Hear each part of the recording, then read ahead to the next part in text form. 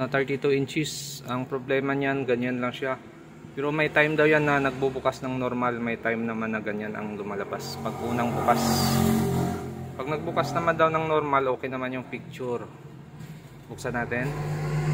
Ito yung model, 32 inches, Samsung ang tatak.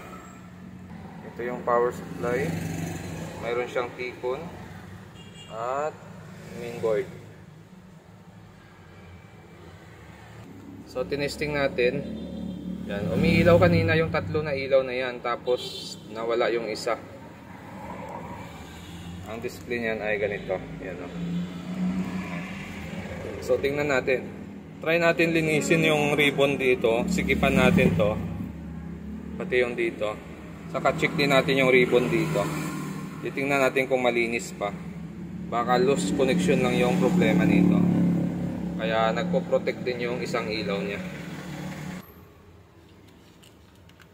So, okay naman. Malinis naman yung ribbon. Oh.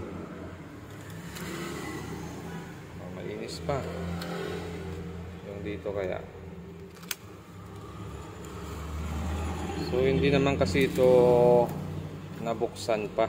Or hindi pa nagalaw. No? Unang bukas yata natin ito. Dito, okay naman yung socket niya dito, oh. Clip naman ang clip. Matigas naman yung clip niya. Pero try pa rin natin. Minsan kasi naglulos kahit na nakapix na yung clipping yan, naglulos pa rin yung circuito natin. Okay, linisin muna natin. So ito, naglinis na tayo. Naglagay tayo ng kalang dito sa pinakalikod ng ating socket para sumikip ulit yung clip niya. Nilinis na rin natin yung mga ribbon natin dito. So try natin kabit ulit. Titingnan natin kung may pagbabago ito. Ayan. So naglinis na tayo. Ganun pa rin ang naging problema niya. Guwit-guwit pa rin yung display niya. Try natin magpalit ng tikon. Titingnan natin kung nasa tikon ang problema. Ito, nagpalit tayo ng tikon. So ito yung luma niya. Tapos ito yung pinalitan natin. So ilaw niya, umiilaw na yung tatlo. Check natin yung display. Ayun, mayroon na siya. Hindi na siya nagkaroon ng vertical bar lines. Ayun. So tikon lang ang pinalitan natin dito. Nag-okay na yung unit na ito. Kung bago lang kayo sa aking channel, huwag kalimutan mag-subscribe. So sa mga ganitong tikon kasi malalaman mo kung gumagana siya dahil sa ilaw. Yan, may ilaw dito.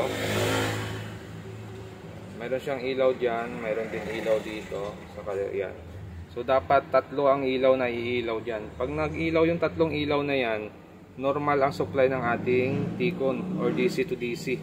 Pero pag may isa dyan na hindi umilaw, hindi normal yung supply ng ating DC to DC.